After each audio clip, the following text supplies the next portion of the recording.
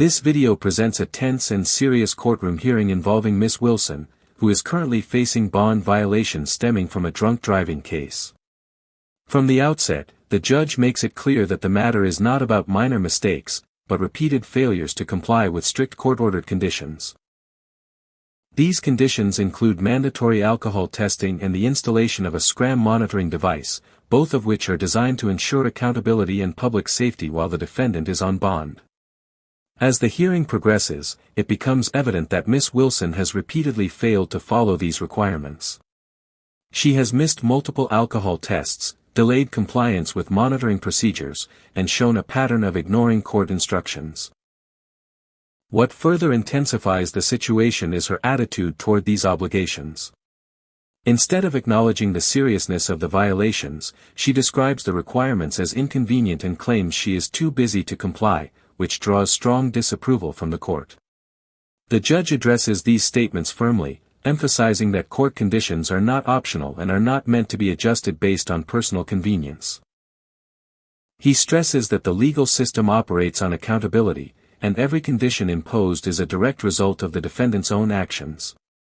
The courtroom tone becomes increasingly strict as the judge reviews a long list of violations, highlighting that this is not an isolated incident but a repeated pattern of non-compliance. Ultimately, after considering the full extent of the violations and the defendant's lack of seriousness, the court decides that leniency is no longer appropriate. Miss Wilson is remanded to county jail to serve a short sentence as a consequence of her bond violations. The case serves as a powerful reminder that ignoring court orders and failing to take legal obligations seriously can quickly lead to incarceration, regardless of personal excuses or inconvenience. Right. Yes. But I'd like to start off. Miss Wilson is a 22-year-old. She's very apologetic to the court.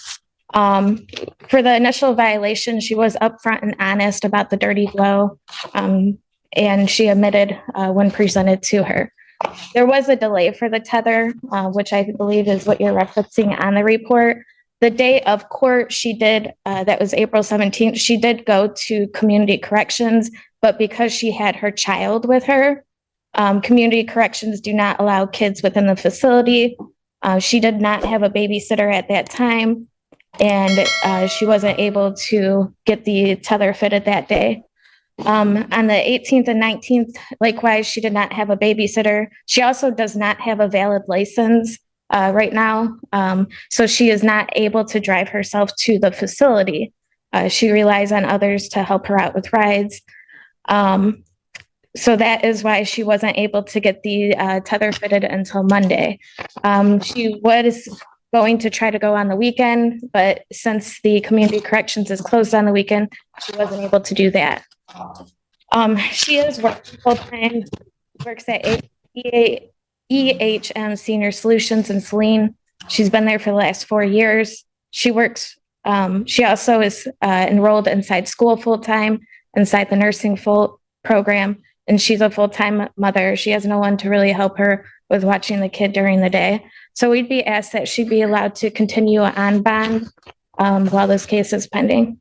Anything from the people? We leave it on the court's discretion. The problem that I have, Ms. Wilson, is that on the 17th, you admitted to the violations. We set the sentencing out to today. In the interim, because there was a dirty blow, I had told you to report to community corrections to get on a scram tether immediately. That was on the 17th. It was not until Monday of this week that in the late afternoon on Monday that you put yourself onto a scram tether. I'm trying to figure out why. Can I stop? Yeah. I worked both. What'd you say? I worked Thursday and Friday, and yeah, I have my kid up until I go to work. And I also didn't know that my son couldn't go in there because I went over there after court. And I understand that, but that was on Wednesday. right. And then I worked Thursday and Friday, and they weren't open the weekend. Did you work Monday? No. Then why did it take you till 3:50 on Monday to get there? Drop my kid off to his dad. or he can come get his kid. That's why. So she usually starts work at 3 p.m. until 11:30, and that's whenever the father of the child takes the child. Before then, she is usually watching the child. Well, not watching. Tell me how I know that you weren't drinking over the week. I mean, young lady, I don't. you're here on a drunk driving case. I put you on a sober line, right? The alleged blood alcohol content was 0.085. There was an accident. During the course of this, you're not blowing when you're supposed to, and then I have a dirty blow. I should have sent you to jail that day, and I didn't do it. And I didn't do it giving you an opportunity to maybe show during this week that you could exist with a scram tether, not drink. I'm confused with the last part you said, because I got the tether. Oh, I know. Oh. 5 days late. So I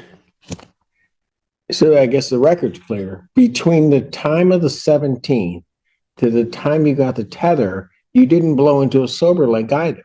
Yeah, because the device locks. I didn't know if that was because Because you were supposed to probably be on a scram. Right. Yeah. And she did inform me of that. She did inform me of that yesterday when she tried to test on the SoberLink on the 18th. It gave her an error that it had to be reset. And you did nothing. Bring my kid in there, I can't. But you did nothing. And then, let me ask you this. Do you not take this seriously at all? I do take it serious. I'm busy. I'm a very busy person. Okay. And that's not an excuse. We all are. But it's kind of inconvenient for me. That doesn't mean that I'm not doing anything. I've been coming to court This is all inconvenient. You decided allegedly to drink, get into a car, and have an accident. That's all inconvenient. But if true, no one in this room is the cause of that inconvenience except you. I think her youth plays an age inside this. She's only 22. This is her first criminal case. I'm not even 22 yet. My birthday's Friday. So she's 21. This is her first criminal case. I do think that going forward, she's going to take this very seriously. Whenever I talk to her. But Ms. Coons, I appreciate that. But at what point? Because if you look at this report, I have 1, 2, 3, 4, 5, 6, 7, 8, 9, 10, 11, 12, 13, 14, 15, 16, 17, 18, 19, 20, 21. Well, let's say 20 violations of basically, well, actually, it's not quite that many. It's about 15 violations of the program itself in terms of when she was supposed to blow. Then on the next one, she drank. Then even after that, that was on April 5th. By the time we get the report, she reports back to court. I have on April 6th, she didn't test during the time frame. On the 7th, she didn't do any test. On the 8th, she didn't do any test. On the 10th, she did not test between 7 and 10 as scheduled. On the 12th, she didn't test. On 2 occasions for her testing that day, between 7 and 10 a.m. and 2 to 5 p.m., she didn't test as scheduled. On the 13th, she didn't test between the 7 and 10 a.m. She did do a makeup test an hour and a half later. On the 13th, she didn't test between 10 and 1 a.m. as scheduled. She tested at basically 2 o'clock in the morning on the 14th. She was negative. On the 14th, she then on that day still didn't test between 7 and 10 as she was required to do. And then basically 40 minutes later, after the testing window, she tested. And then later that day on the 2 to 5 test, she didn't test as scheduled. That was on the 14th.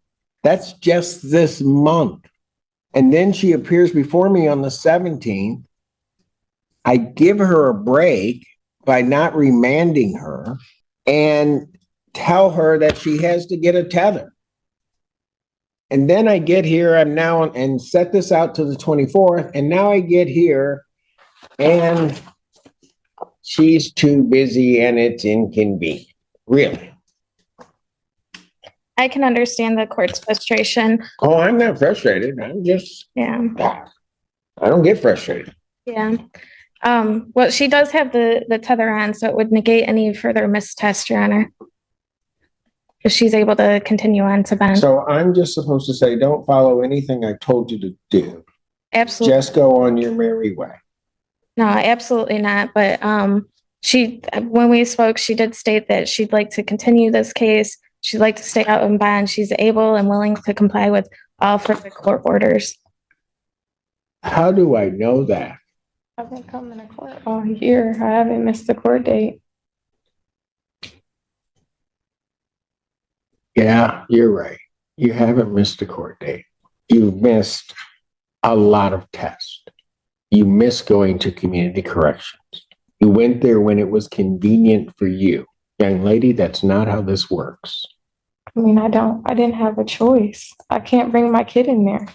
I get the 17th. You needed to find a way to make an arrangement on the 18th and 19th. You didn't, so that we're also clear on the 19th. On the 18th, community corrections talked to you that day. Mm-hmm. And you told them that you would report to them on the 19th. Yes, because I thought I could, but I couldn't. That's a Friday. Mm-hmm. And you didn't report on the 19th.